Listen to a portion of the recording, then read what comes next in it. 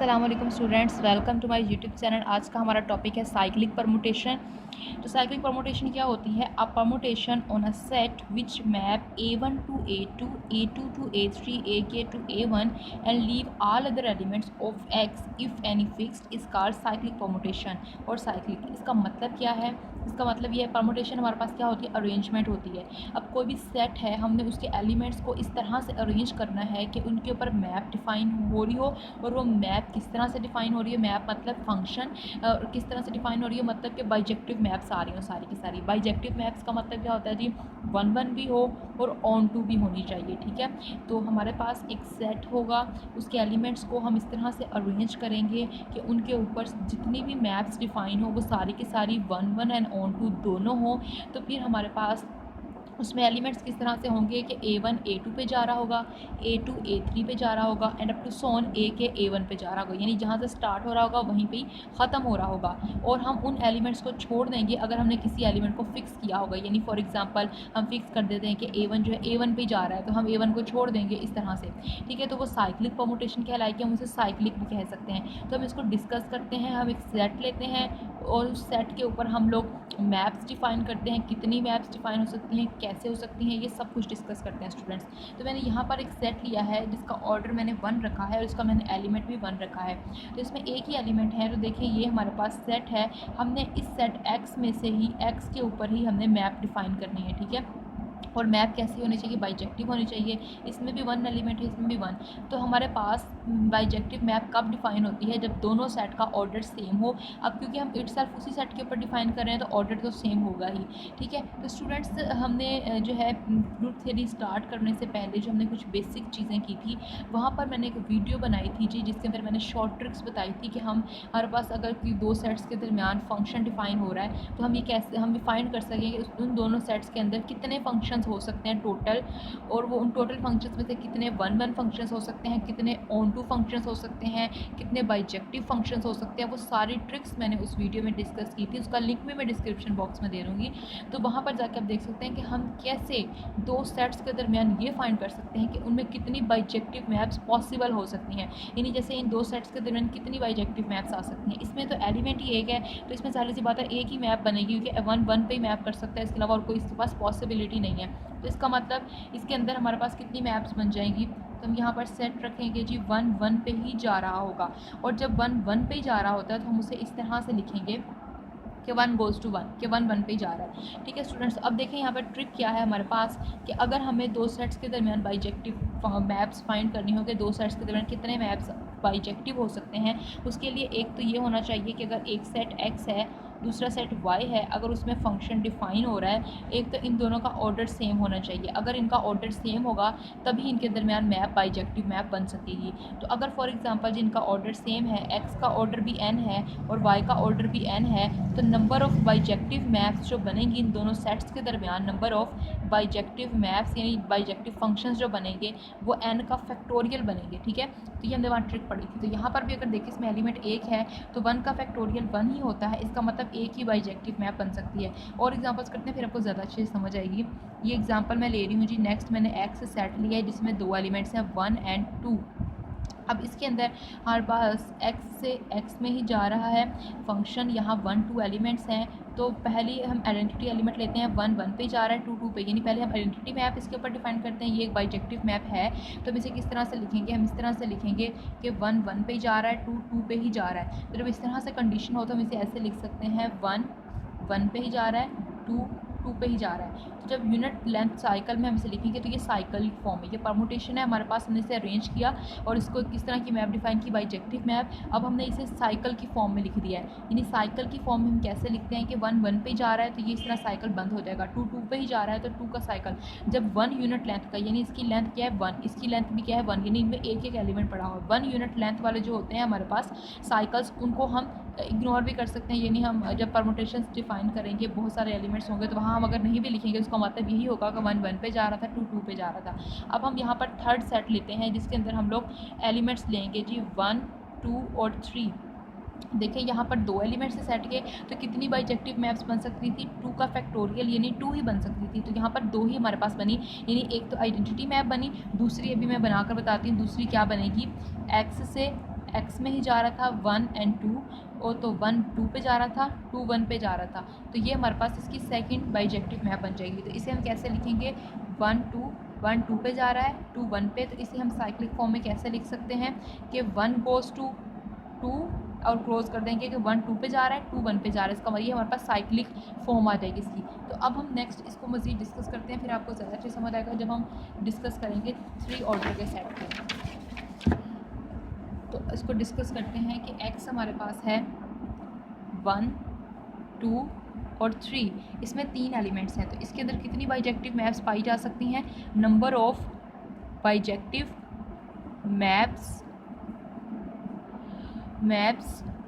From x to x, के x set से x में कितनी बाइजेक्टिव मैप्स आएंगी हमारे पास, 3 है तो 3 का फैक्टोरियल, 3 एलिमेंट्स है 3 का फैक्टोरियल, यानी 3 का फैक्टोरियल क्या होगा 3 2 1 विच इज इक्वल्स टू 6, तो 6 मैप्स आएंगी इसके अंदर। तो वो कौन कौन सी आएंगी हम यहाँ पे ड्रा करते हैं जी, x है और ये x से x में जा रहा है 1 2 3। पहली हम यहाँ पर हम एलिमेंट्स लिखते जाते हैं, और जो इसका परमुटेशन से मिलने वाला यानी जो बाइजेक्टिव मैप से मिलने वाला हमारे पास जो सेट आएगा हम उस सेट को S3 का नाम दे देते हैं। ठीक है, पहली हम जो यहाँ पर मैप यहाँ पर जो हम लिखेंगे वो हम लिखेंगे जी आइडेंटिटी मैप के 1 2 3 हमारी डोमेन है।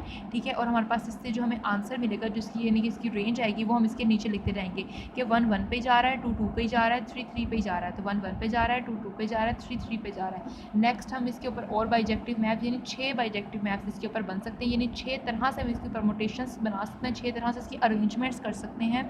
तो 1 2 3 1 2 3।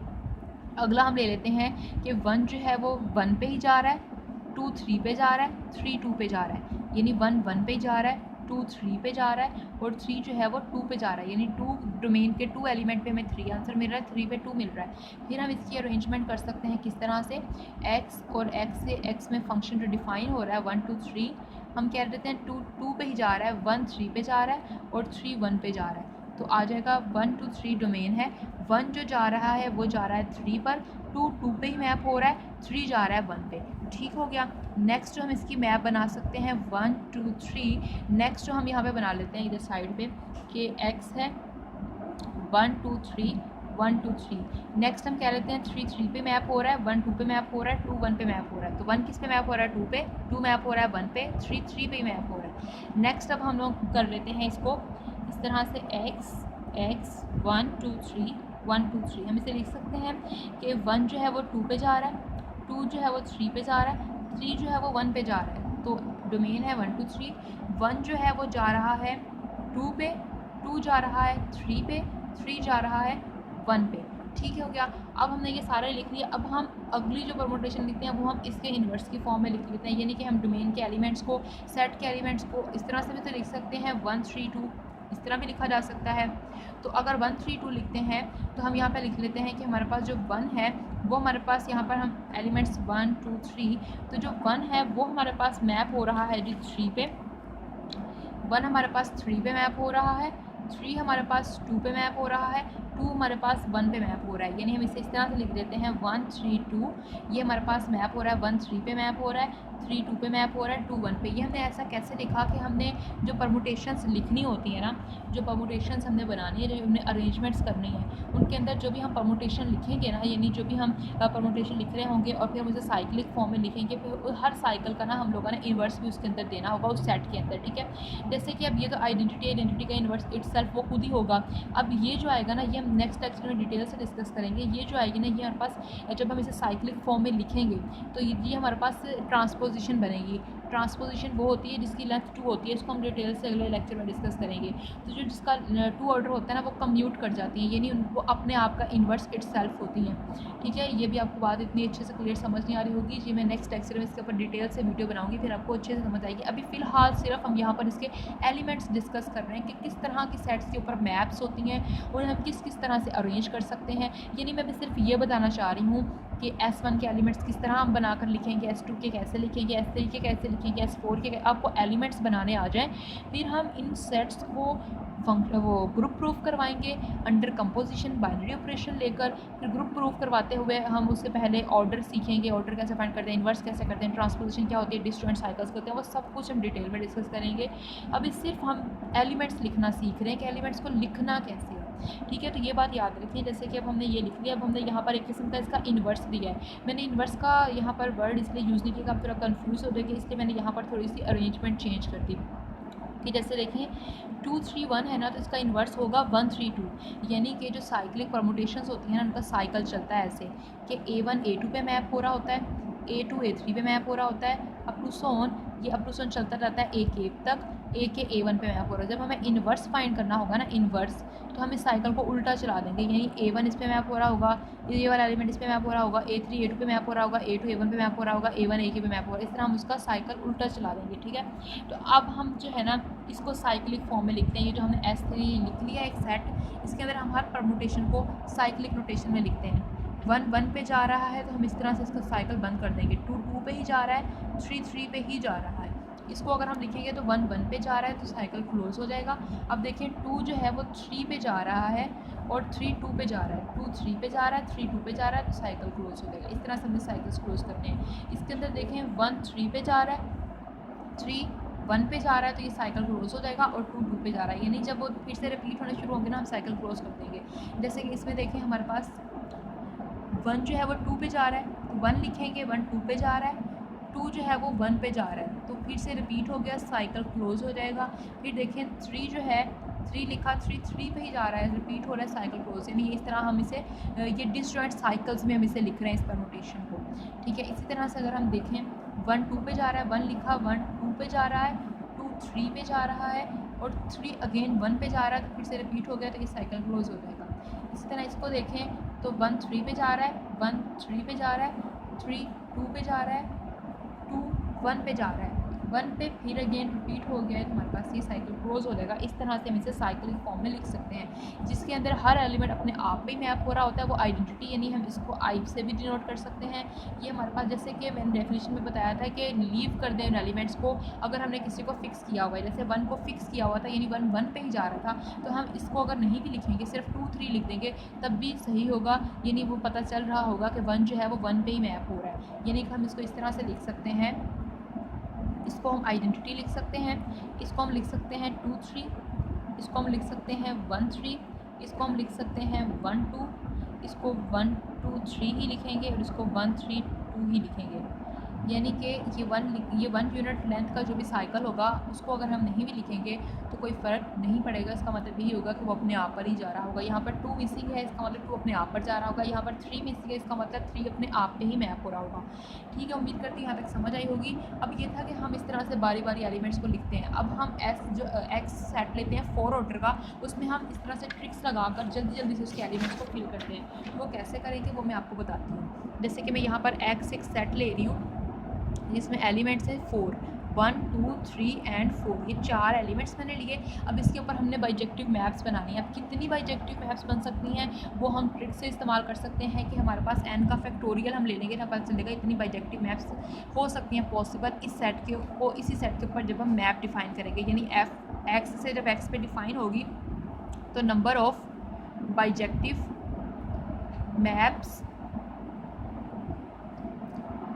ऑन एक्स इक्वल आ जाएंगी n का फैक्टोरियल। n यहाँ पर क्या है 4, तो 4 का इसका ऑर्डर 4 है इस सेट का, तो 4 का फैक्टोरियल आ जाएगा। 4 का फैक्टोरियल होता है 24, यानी 24 हमें यहाँ पर परमुटेशंस लेनी होगी। इन 24 तरीके से हमें इसकी अरेंजमेंट्स करनी होगी, और वो जो हम अरेंजमेंट्स करेंगे उनके ऊपर जो मैप डिफाइन होगी वो बाइजेक्टिव होगी। अब 24 हमें अरेंजमेंट्स करना कितना टफ सा लग रहा है, तो हम इसे बहुत जल्दी से करेंगे। फिर वो कैसे होगा, हम इस सेट को S4 का नाम दे देंगे, और इसे कैसे करेंगे, सबसे पहला आइडेंटिटी मैप आ जाएगा। ये एलिमेंट्स जल्दी जल्दी से हम लिख सकते हैं। किस तरह से मैं आपको बताती हूँ कि हम क्या सोचकर जल्दी से एलिमेंट्स को फिल कर सकते हैं। ठीक है, तो यानी कि हमें वो सेट्स बार बार ड्रॉ नहीं करने पड़ेंगे, देखना नहीं पड़ेगा पहले किसको रखें बाद में रखें। इस तरह से हम जल्दी से कर सकते हैं। कैसे करेंगे, ये करते हैं, यानी पहले हम आइडेंटिटी ले लेते हैं। ठीक है, फिर हम ना क्या करेंगे 3 और 4 को फिक्स कर देते हैं, यानी हम कहते हैं 3 3 पे जा रहा है, 4 4 पे, और 1 2 की हम इस तरह से ट्रांसपोजिशन बना लेते हैं। फिर हम बना लेते हैं 1 2 की हमने बना ली। अब हम बना लेते हैं जी 1 2 की जब हमने बना ली, हम और कोई 2 एलिमेंट्स को फिक्स कर देते हैं, यानी कि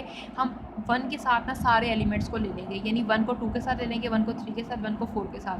2 2 साइकिल के हम 2 2 लेंथ के साइकिल्स बना लेते हैं। पहले 1 को 2 के साथ, 1 को 3 के साथ, 1 को 4 के साथ। 1 को सबके साथ बना लिया, अब हम 2 को सबके साथ बना लेते हैं, 2 को 3 के साथ, 2 को 4 के साथ। मैंने आपको पहले भी बताया कि जैसे 2 लेंथ वाले जो साइकिल्स होंगे ना, उनका जो उनको हम 1 2 को 2 1 लिखेंगे, वो सेम ही होती है बात, यानी 1 2 इक्वल होता है 2 1 के। लेकिन बाकी 2 लेंथ से जो ज़्यादा बड़े साइकिल्स होंगे ना, जैसे 3 लेंथ के 4, उनमें ऐसा नहीं होता है, ठीक है। उनको हम लोग इन्वर्स उनका लिखेंगे, वो मैं आपको बताती हूँ साथ साथ कैसे। 2 3 2 4 आ गया। अब हम 3 को फिक्स कर लेंगे, 3 के साथ सारे एलिमेंट ले लिए, 3 का 4 के साथ आ गया।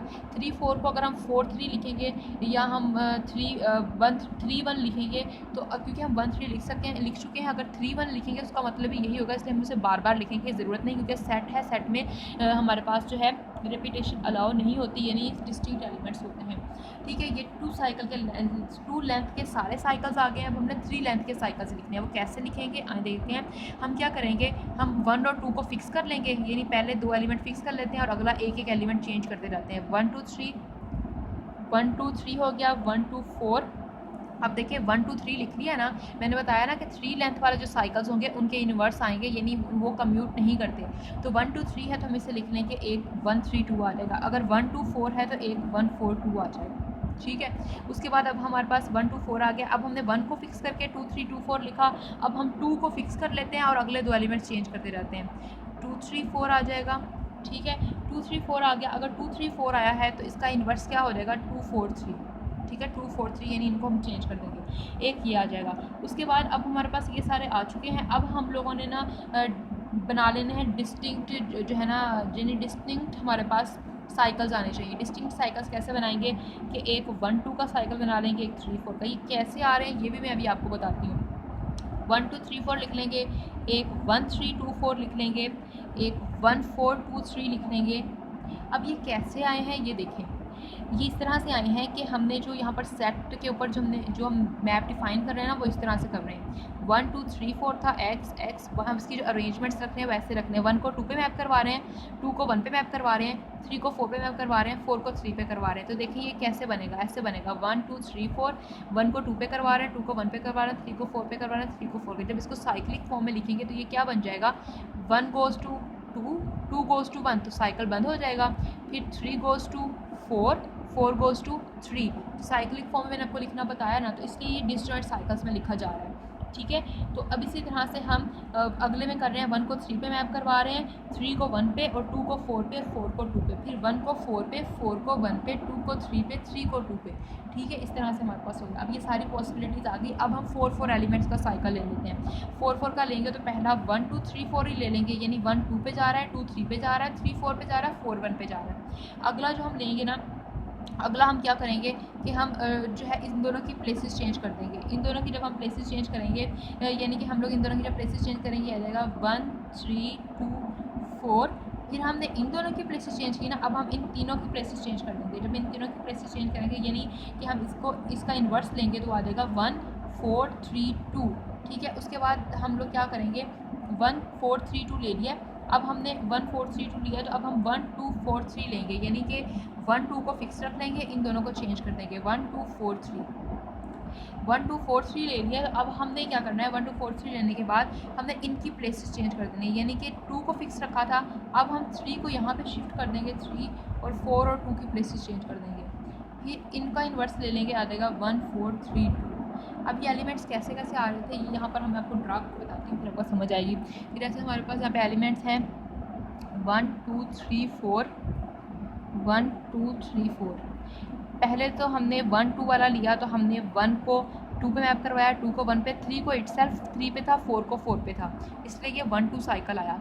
1 3 साइकिल कैसे आया कि हमने 1 को 3 पे करवाया, 3 को 1 पे करवाया, और 2 और 4 को इटसेल्फ अपने आप के ऊपर करवाया। ये सारे इस तरह से आए 2 2 लेंथ के। जो 3 लेंथ के थे उसमें हमने एक एक एलिमेंट को फिक्स रखा हुआ है, यानी कि 1 2 3 में 4 को फिक्स रखा हुआ था, यानी 4 को 4 पे करवा रहे थे। 1 2 4 में 3 को फिक्स रखा था, यहाँ हमने 4 को फिक्स रख लिया, यहाँ 3 को रख लिया, यहाँ हमने जो है 4 को रख लिया, यानी ये इसका इन्वर्स आ जाएगा। फिर इसका इन्वर्स ये आ जाएगा, यहाँ पर हमने 1 को फिक्स रख लिया, फिर इसका इन्वर्स लिख लिया। अब 1 2 3 4 लिखा, तो हमने 1 2 3 4 लिखा, यानी 1 को 2 के साथ, 3 को 4 के साथ, फिर 1 को 3 के साथ, 2 को 4 के साथ, फिर 1 को 4 के साथ, 2 को 3 के साथ। उम्मीद करते हैं आपको मेरी बात समझ आ रही होगी। 1 2 3 4 है तो 1 को 2 पे मैप करवाया, 2 को 3 पे, 3 को 4 पे, 4 को 1 पे, ठीक है, इसलिए ये आ गया। अब हमने क्या किया कि अब हम लोगों ने 1 2 3 4 था, तो हमने 1 को जो है ना 3 पे मैप करवा दिया। 1 को 3 पे मैप करवा दिया और 3 को हमने 2 पे मैप करवा दिया और 2 को हमने 4 पे मैप करवा दिया, यानी कि हमने इसको इंटरचेंज कर दिया। और ये हम इस तरह से हमारे माइंड में कैसे आएगा कि हम इसे जल्दी जल्दी से लिख लें, उसके लिए मैंने आपको ये तरीका बताया है कि आप 1 2 3 4 लिख लिया ना आपने, अब आप क्या करो कि आप इन दोनों की प्लेसेस चेंज कर दो, यानी पहले नंबर पे इन दोनों की प्लेसेस चेंज कर दो, ये 3 2 4 हो जाएगा। फिर अगले नंबर पे क्या करो, अगले नंबर पर इसको उठाकर इन्वर्स कर दो, यानी 4 3 2 कर दो, ठीक है। उसके बाद क्या करो, उसके बाद 1 2 4 3 आएगा। ये कैसे आएगा कि 2 4 3 करना है हम लोगों को, यानी कि इसके अंदर हम लोग अरेंजमेंट्स इस तरह से रख देंगे कि 1 जो है वो 2 पे जाए, 2 4 पे जाए और 4 3 पे जाए, यानी कि हम इसकी चेंज कर देंगे इसकी प्लेसेस को। यानी यही वाला जो साइकिल था इसमें अब लास्ट 2 वालों की, पहले हमने इन दोनों की प्लेसेस चेंज की, चेंज करने के बाद फिर हमने उसका इन्वर्स लिख दिया, ठीक है। फिर आगे हमने क्या करना है, फिर लास्ट वाले 2 की प्लेसेस चेंज कर देनी है। प्लेसेस चेंज करने के बाद अगले में हम क्या करेंगे, इसको इन दोनों की प्लेसेस चेंज करने के बाद इनका इन्वर्स लिख देंगे 3 4 2, 3 4 2 लिख दिया। फिर उसके बाद हम लोगों ने इन दोनों की प्लेसेस चेंज कर देनी है, यानी 4 और 2 की, ठीक है। यानी 4 वाले लेंथ के में साइकिल कैसे लिखने हैं, पहला साइकिल लिख लिया, फिर उसके बाद इन दोनों की प्लेसेस चेंज करके एक साइकिल बना दिया, फिर इन तीनों की का इन्वर्स करके लिख दिया, फिर इन दोनों की प्लेसेस चेंज करके लिख दिया, फिर इसका इन्वर्स लिख दिया, ठीक है। इन तीनों की प्लेसेस चेंज करके लिख दिया, फिर लास्ट वाले 2 डिजिट्स इसके चेंज कर दिया, ठीक है। तो यहाँ तक हमारा था S4 का। S4 के बाद अब हम लोगों ने नेक्स्ट लेक्चर में डिस्कस करना है कि ट्रांसपोजिशन क्या है, ऑर्डर कैसे फाइंड करेंगे, हम लोग परमुटेशन का इन्वर्स कैसे फाइंड करेंगे, हमारे पास जो है साइकिल की लेंथ कैसे फाइंड की जाती है, प्रोडक्ट कैसे फाइंड किया जाता है, और जो हमने सेट फाइंड किए हैं S1 S2 S3 S4 इनको हम ग्रुप पे प्रूफ करेंगे। तो नेक्स्ट वीडियो हमारी ज़रूर देखिएगा। अगर आपने हमारे चैनल को अभी तक सब्सक्राइब नहीं किया तो हमारे चैनल को सब्सक्राइब कर दीजिए और हमारी वीडियो को लाइक कीजिएगा अगर आपको हमारी वीडियो अच्छी लगे। थैंक यू स्टूडेंट्स, अल्लाह हाफ़िज़।